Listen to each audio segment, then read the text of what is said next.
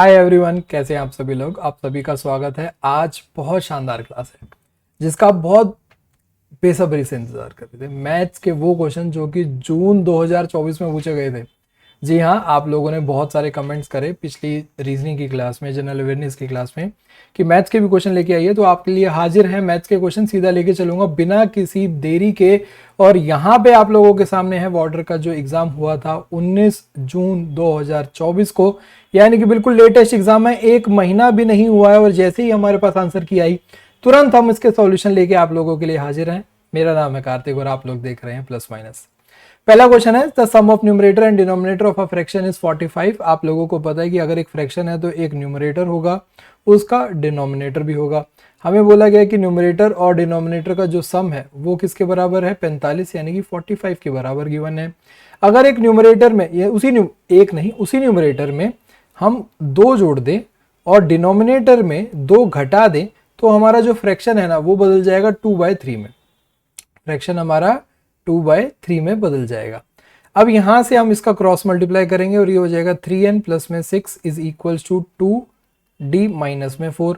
अब 3n को इधर ले आइए, या फिर यूं करें, हाँ 3n को इधर ले आइए और 4 इधर ले जाइए, तो ये हो जाएगा 2d माइनस 3n किसके बराबर, 4 इधर आ गया तो हमारा साइन चेंज हो गया, ऐड हो गया, 6 + 4 10 हो गया। एक इक्वेशन हमारी ये बनके तैयार हो गई। एक इक्वेशन ऑलरेडी हमारे पास ये थी। अब हम ना इन दोनों को ऐड करेंगे, पर हमारे पास ये जो एलिमेंट्स हैं n और d बराबर भी तो होने चाहिए। और ये भी देख लेते हैं कि दोनों में से एक को हटा भी लें। तो मान लो ये n हमारा नेगेटिव में है, तो इसको अगर हम 3 से मल्टीप्लाई कर देंगे तो ये हो जाएगा 3n प्लस में 3d इज इक्वल्स टू 135। 45 को भी 3 से मल्टीप्लाई करेंगे तो 135। अब ये दोनों इक्वेशन हमारे पास तैयार हैं। ये है 2d माइनस 3n और 10 के बराबर। दोनों को ऐड कर देंगे, 3n और 3n ये कैंसिल आउट हो गया, 3d और 2d ये हो जाएगा 5d और ये किसके बराबर हो गया, 145 के बराबर हो गया। d की वैल्यू कितनी आ गई, 29 आ गई, यानी कि डिनोमिनेटर हमारा 29 आ गया। अभी हमें पता था कि न्यूमरेटर प्लस में डिनोमिनेटर कितना है, 45 है। डिनोमिनेटर 29 है तो न्यूमरेटर कितना हो जाएगा, 45 माइनस 29 दैट विल बी 16। तो न्यूमरेटर की जो वैल्यू है वो है 16, डिनोमिनेटर की वैल्यू है 29। तो हमारा जो ओरिजिनल फ्रैक्शन था वो आ गया 16 अपॉन में 29, that is option number D. Question number second में हमें बोला गया कि एक बैग है जिसमें 735 रुपए हैं, जो कि डिनोमिनेशन में है 2 रुपए के सिक्के हैं, 5 रुपए के सिक्के हैं, 10 रुपए के सिक्के हैं। कुछ सिक्के 2 रुपए के होंगे, कुछ 5 के होंगे, कुछ 10 के होंगे, और कुल मिला के जो धनराशि बन रही है ना वो 735 रुपए की बन रही है। अब हमें एक और चीज दे रखी है, जो कॉइन्स है वो रेशो में दे रखा है, यानी कि 2 रुपए के सिक्के हैं, 5 रुपए का जो सिक्का है और 10 रुपए का जो सिक्का है, ये जो कॉइन्स की रेशो है वो कितनी दे रखी है हमें, 6:7:10। ये हमें रेशो दे रखी है। हम इसकी अमाउंट की रेशो भी निकाल लेंगे। अमाउंट की रेशो कैसे निकालेंगे, 2 रुपए एक सिक्के की अमाउंट है, 6 सिक्के हैं तो अमाउंट कितना हो गया यहाँ पे टोटल मिला के 12, 6 × 2, 7 × 5 35, और ऐसे ही 10 × 10 100। तो अमाउंट की रेशियो हमारी ये आ गई। तो यहां से टोटल अमाउंट अगर हम बात करें तो कितनी हो जाएगी, इन सभी को ऐड कर लेंगे, 35 और 12 47 एंड 100 147 यूनिट्स, 147 टोटल अमाउंट हो जाती है, 147 यूनिट्स। ये रुपीस में नहीं होती क्योंकि हमारे फ्रैक्शन था, अभी हमें एक्चुअल कॉइन की वैल्यू तो पता नहीं थी, तो हमने 6 मान लिया था, 7 मान लिया था और 10 मान लिया था, उनको मल्टीप्लाई करा था, तो 147 यूनिट आ गई है। बट एक्चुअली हमें पता है जो अमाउंट है वो कितना है, 735 है। इसका मतलब क्या होगा, 147 यूनिट्स जो है वो किसके इक्विवेलेंट है, 735 के। हमसे पूछा गया कि 5 रुपए के कितने सिक्के थे, 5 रुपए के कितने सिक्के थे, हमारे हिसाब से 7, तो 7 यूनिट किसके इक्विवेलेंट हो जाएगा। यहां से देखो 147 कितने पे जाएगा, ये 5 पर जाएगा, तो 7 की वैल्यू कितनी हो जाएगी, 7 × 5 35, 7 × 5 35। तो नंबर ऑफ 5 रुपीज कॉइन कितने हो जाएंगे, 35। ऑप्शन नंबर डी करेक्ट हो जाएगा। क्वेश्चन नंबर थर्ड पे चलते हैं। फ्रूट सेलर ने के पास कीवीज थी जो कि बहुत अच्छी होती है, मुझे तो काफी अच्छी लगती है kiwis. He sells 20% of kiwis, सिर्फ 20% वो बेच पाया और उसके पास अब वो 140 कीवी रह गई। तो मान लो अगर उसके पास 100 थी तो उसने बेची कितनी, सोल्ड कितनी होगी 20% यानी कि 20 बेच दी। लेफ्ट कितनी हो गई उसके पास, रिमेनिंग कितनी है 80। ठीक है, हमारे हिसाब से 80 है, उसके पास एक्चुअली में 140 कीवीज रह गई, तो 80 की वैल्यू किसके बराबर दे आ गई, 140 के बराबर आ गई। ओरिजिनली उसके पास एक्चुअली में कितने थी, 100 थी, वही हमें निकालना है। 100 की वैल्यू कितनी हो जाएगी, 0 से 0 कैंसिल आउट हो जाएगा, ये जाएगा हमारा कितने पर, 4 पर, ये जाएगा हमारा 7 पर। तो 7 अपॉन में 4 मल्टीप्लाइड बाय 100, 4 की वैल्यू यहां से चली जाएगी 25 पर, ये हो जाएगा आप लोगों का 175, हाँ 175, ऑप्शन नंबर सी। तो 100 की वैल्यू 175 आई, तो ओरिजिनली नंबर ऑफ कीवीज कितनी थी उसके पास, 175 कीवीज थी उसके पास टोटल। आगे बढ़ेंगे क्वेश्चन नंबर 4 पर। क्वेश्चन नंबर 4 कह रहा है कि एक क्लोज्ड वुडन बॉक्स है जिसकी यूनिफॉर्म थिकनेस है। अगर एक बॉक्स है, इस तरीके से एक बॉक्स है,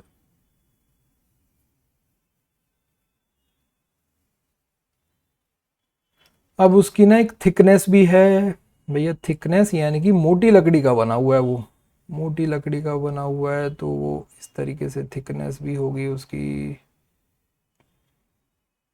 इस तरीके से थिकनेस भी होगी, क्योंकि ऊपर भी होगी तो नीचे भी होगी, लकड़ी तो मोटी लगी हुई है ना। तो यहां से ऊपर का ही शेड करके दिखाऊंगा, बस इस तरीके से कुछ मामला बन रहा है, इतनी मोटी लकड़ी उसने लगाई हुई है। ठीक है, अब यहां से यहां तक की जो लेंथ थी वो थी 12, ये जो ब्रेड्थ थी ये थी 6, ओ सॉरी 15, और जो हाइट थी वो थी 6। अब अंदर का बोला गया है, जो मोटी लकड़ी लगा गई, अब उस थिकनेस को हटा दीजिए, अंदर जितना बचा वो देखो। अंदर ये जो थिकनेस है ना, ये कितने की है, 2 सेंटीमीटर की थिकनेस है। ये कितने सेंटीमीटर की थिकनेस है, 2 सेंटीमीटर की थिकनेस है। ऊपर भी है ये थिकनेस, नीचे भी है थिकनेस, तो हाइट कितनी हो जाएगी, अंदर वाली हाइट कितनी हो जाएगी, ये हो जाएगी इनर हाइट हो जाएगी आपकी 6 माइनस ऊपर की 2 सेंटीमीटर हटाओ, नीचे की 2 सेंटीमीटर हटाओ, तो 4, ये हो जाएगा आपका 2 सेंटीमीटर रह जाएगा। इस तरीके से आपकी लेंथ, जो इनर लेंथ है वो कितनी हो जाएगी, 12 में से 4 माइनस करेंगे तो 8 सेंटीमीटर रह जाएगा। आपकी ब्रेड्थ, इनर ब्रेड्थ कितनी हो जाएगी, 15 में से 4 माइनस करेंगे तो ये हो जाएगा 11 सेंटीमीटर हो जाएगा। अब हमसे पूछा गया है कि इसका सरफेस एरिया निकालना है। सरफेस एरिया हमें निकालना आता है कि सरफेस एरिया का जो फॉर्मूला है वो कितना हो जाता है, 2LB plus BH plus HL।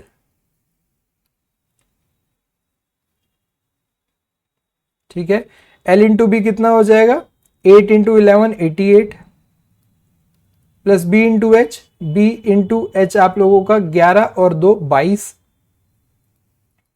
और H इंटू L 8 और 2 16, और ये 2 बाहर था ही। 88 और 2 90, 90 और 20 110, 110 और 16 126, 2 इंटू 126, तो ये हो जाएगा आपका 252 सेंटीमीटर स्क्वायर। जो अंदर की तरफ था ना थिकनेस हटा के, उसका सरफेस एरिया अब निकल के आया 252 सेंटीमीटर स्क्वायर, यानी कि आपका option number C correct. Question number 5, अगर एक 50 नंबर्स की एवरेज, 50 नंबर्स है हमारे पास, उसकी एवरेज हमें 20 दे रखी है, तो यहां से हम टोटल सम निकाल लेंगे। टोटल सम कितना हो जाएगा, 20 इंटू में 50, ये हो जाएगा 1000। ठीक है, अगर 2 नंबर हटा दिए जाते हैं, 2 नंबर हटा दिए जाते हैं तो न्यू सम कितना हो जाता है, न्यू सम कितना होगा, 2 नंबर कौन कौन से हटाएं, 33 और 47, इन दोनों का सम कितना हो जाएगा 80, तो न्यू सम हो जाएगा आप लोगों का 1000 माइनस 80, तो ये हो जाएगा 920। न्यू एवरेज कितनी हो जाएगी, 920 डिवाइड कितने ऐसे करेंगे, नंबर ऑफ टर्म्स कितने रह गई, पहले 50 थी, 2 हटा दिया, अब रह गए 48, तो ये अप्रोक्सीमेटली आपका कितना जाएगा 19.161666 ऐसे चलता रहेगा, यानी कि अप्रोक्सीमेटली 19.17 आप लोगों का न्यू एवरेज आ गया, ऑप्शन नंबर ए के बराबर। Question number 6, a sum becomes 1620 in 2 years 4% per annum compound interest के साथ, जो कि कंपाउंडेड ईयरली है, और हमें पता लगाना है कि प्रिंसिपल क्या था, सम क्या था।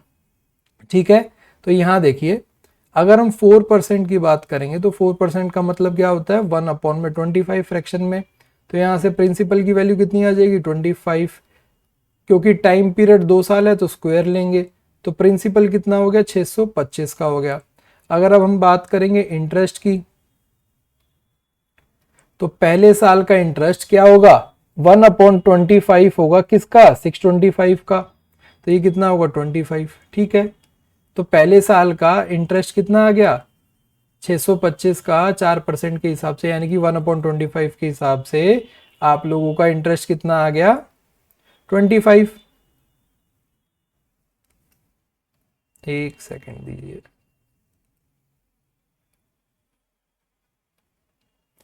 सेकेंड ईयर की बात करेंगे तो सेकेंड ईयर में भी 625 का इंटरेस्ट कितना आएगा, 25 आएगा।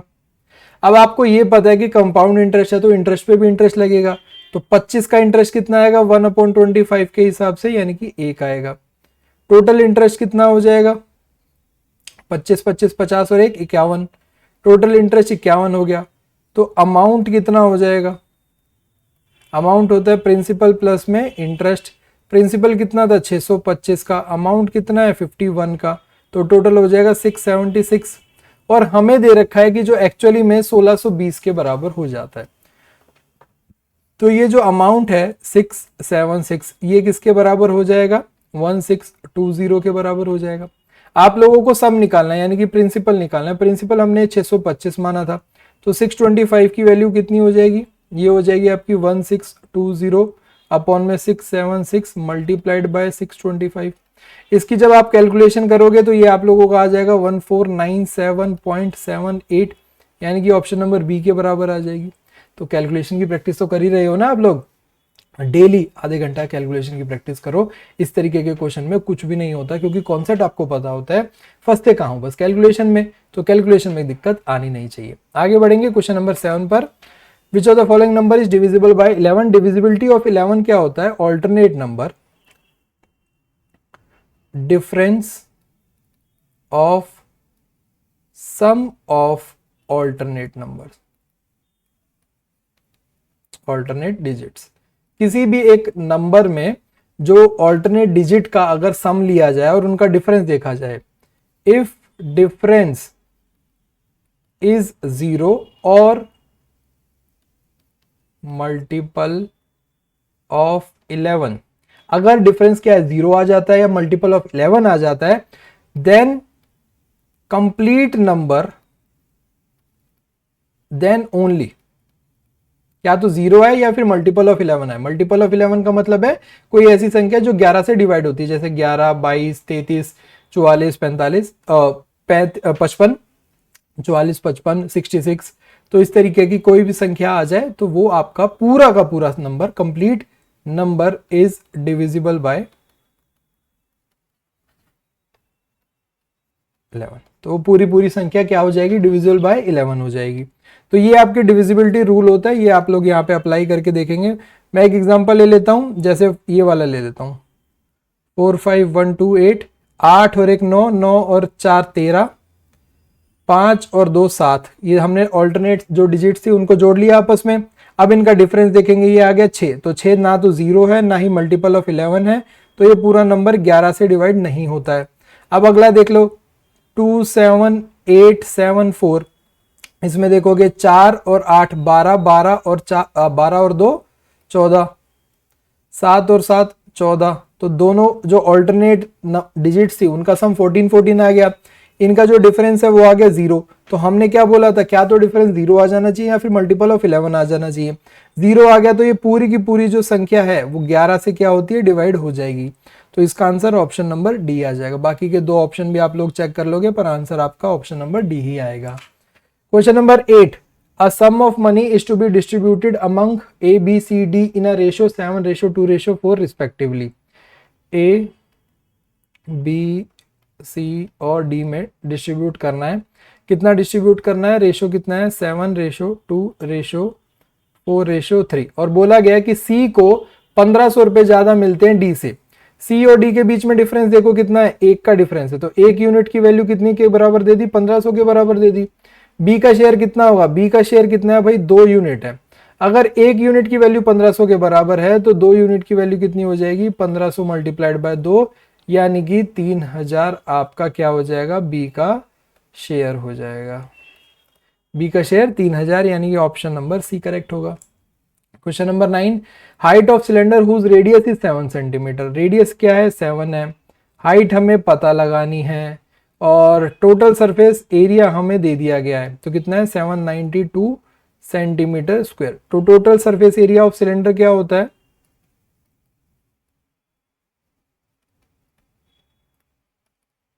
2πr, r प्लस में h टोटल सरफेस एरिया होता है। तो 2πr की वैल्यू यानी कि 2 इंटू में 22 अपॉन में 7 इंटू में r की वैल्यू 7, 7 प्लस में h, और टोटल सरफेस एरिया कितना है, 792। 7 से 7 कट जाएगा, 22 से इसको काटेंगे तो ये 3 पे जाएगा, 66, 66 के बाद ये कितना बचेगा, 132, यानी कि 6 पे, यानी कि ये चला जाएगा 22 से सीधा कटने पर 36 पर, 2 से काटेंगे तो ये जाएगा 18 पर, तो 18 आ गई वैल्यू किसके बराबर, 7 प्लस में h की। तो h की वैल्यू कितनी आ गई, 18 में से 7 जाएंगे तो 11 सेंटीमीटर उसकी हाइट आ गई। ऑप्शन नंबर सी करेक्ट हो गया। बहुत स्पीड से कर रहा हूं मैं क्योंकि बहुत बेसिक क्वेश्चन है, आप लोग भी उड़ाएंगे इन क्वेश्चंस को।